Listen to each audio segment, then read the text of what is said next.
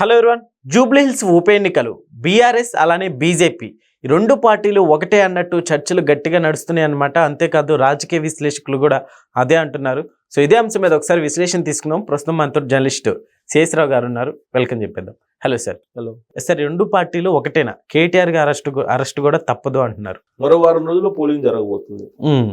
ఈ పోలింగ్ జరిగేటువంటి ముందు అరెస్ట్ అవుతారా అని అంటే, ఇప్పటి వరకు అరెస్ట్ చేయనటువంటి కాంగ్రెస్ పార్టీ లేదంటే బీజేపీ ఇప్పుడు అరెస్ట్ చేసే ధైర్యం చేస్తాయా? చేయకపోవచ్చు.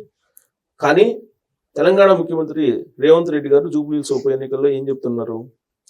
కేటీఆర్ మీద ఫార్ములా ఈ రేస్ కేసు ఉంది, అలాగే కేటీఆర్ మీద ఫార్ములా ఈ రేసు, కేసీఆర్ మీద కాళేశ్వరం కేసులు ఉన్నాయి, టూన్ ట్యాపింగ్ కేసులు ఉన్నాయి. ఇన్ని కేసులు ఉన్నప్పటికీ కూడా అరెస్ట్ చేయట్లేదు కేంద్ర ప్రభుత్వం. ఎందుకంటే ఫోన్ ట్యాపింగ్ కేసు కేంద్ర ప్రభుత్వం కేంద్ర టెలిగ్రాఫిక్ చట్టం ప్రకారం ఉంది. అలాగే ఈడీకి అప్పు చెప్పాము మేము కేసులు. ఏది ఫార్ములా ఈ రేస్ది ఈడీ కోర్టులో ఉంది. కాళేశ్వరం ఉందేమో సిబిఐ చేత ఎంక్వైరీ చేయండి అని చెప్పి మేము పంపించాము. కానీ ఒక్క అడుగు కూడా ముందుకు పట్టలేదు ఆ కేసులు. ప్లస్ కేటీఆర్ని అరెస్ట్ చేయాలని అంటే గవర్నరు అనుమతి ఇవ్వట్లేదు.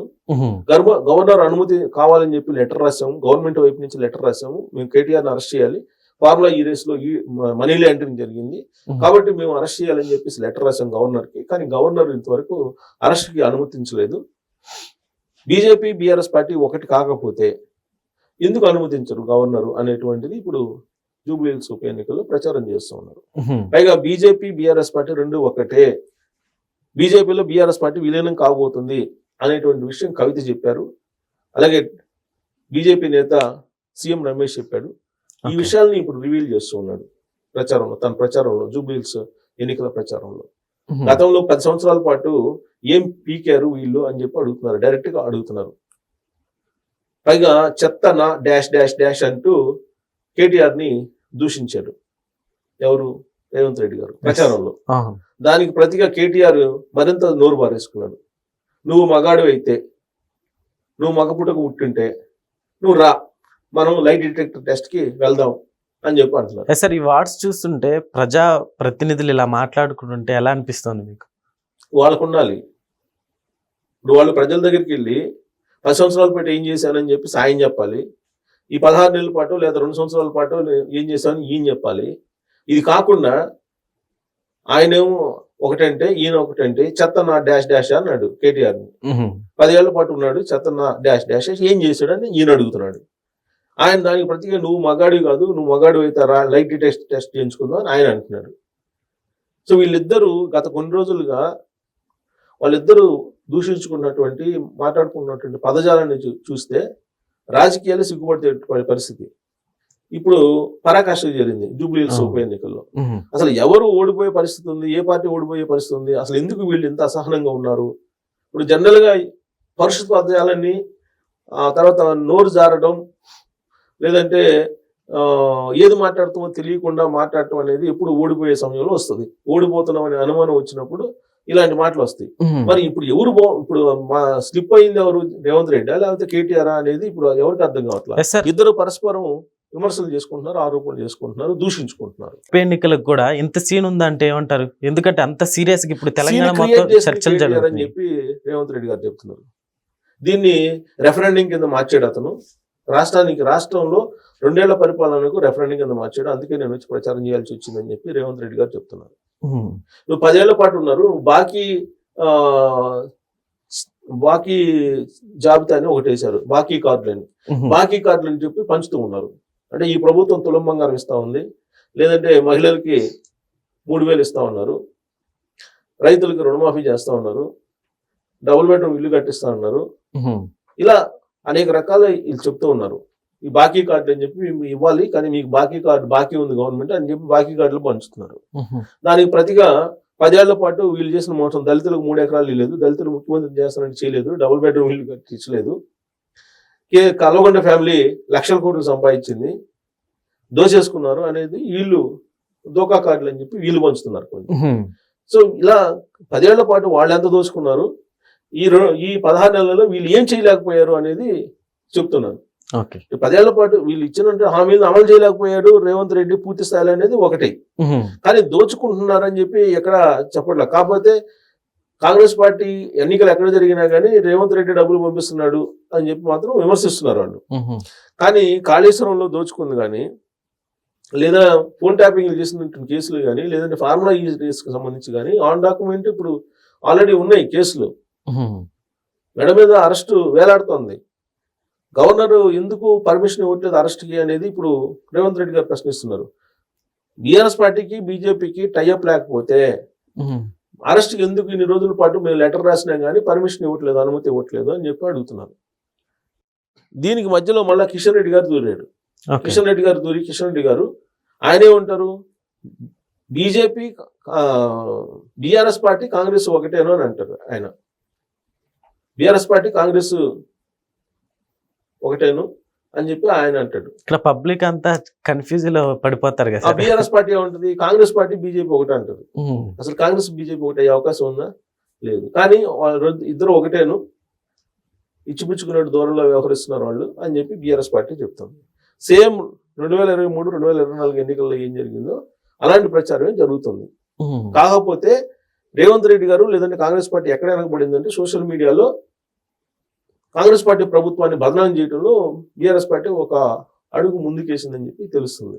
ఓకే. కేటీఆర్ గారిని ఈ టైంలో అరెస్ట్ చేస్తే ఎలా ఉంటుందంటారు సార్? ఏమన్నా పాజిటివిటీ ఆయనకైనా పెరిగే ఛాన్స్లు ఏమైనా ఉంటాయంటారా? ఓటు ఇప్పుడు ఎలక్షన్ ముందు అరెస్ట్ చేయరు కదా. అరెస్ట్ చేస్తే ఒక సింపతి వస్తుంది అనేటువంటి ఒక అభిప్రాయం ఉండొచ్చు. కానీ ఇక్కడ ఒక పాయింట్, ఇంపార్టెంట్ పాయింట్ ఏంటంటే, కవితని అరెస్ట్ చేసిన తర్వాత బీజేపీ గెలిచింది తెలంగాణలో.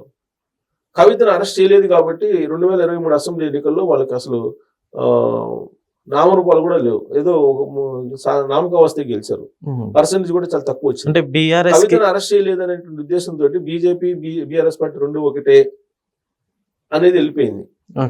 కవితను అరెస్ట్ చేయలేదు, కవితను అరెస్ట్ చేశారు. అరెస్ట్ చేసిన తర్వాత జరిగిన 2024 లోక్సభ ఎన్నికలు. కానీ 8 మంది ఎంపీలు గెలిచారు కవితను అరెస్ట్ చేసినందువల్ల. అంటే తెలంగాణ సమాజం కల్వకుంట్ల ఫ్యామిలీ పట్ల వ్యతిరేకంగా ఉందని చెప్పి అనడానికి ఆ ఫలితం నిదర్శనం. అయితే ఇప్పుడు కేటీఆర్ అరెస్ట్ అని చెప్పి గత కొంతకాలం వినిపిస్తుంది, కానీ అరెస్ట్ చేయాల.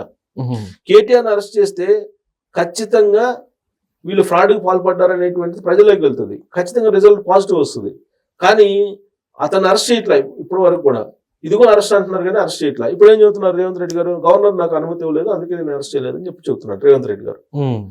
ఆయన ఏమంటున్నాడు, మీరు అరెస్ట్ చేయండి, నేను యోగా చేసుకుంటాను, రీఛార్జ్ అయ్యి వస్తాను మళ్ళీ బయటకు అని చెప్పి కేటీఆర్ గారు అంటున్నారు.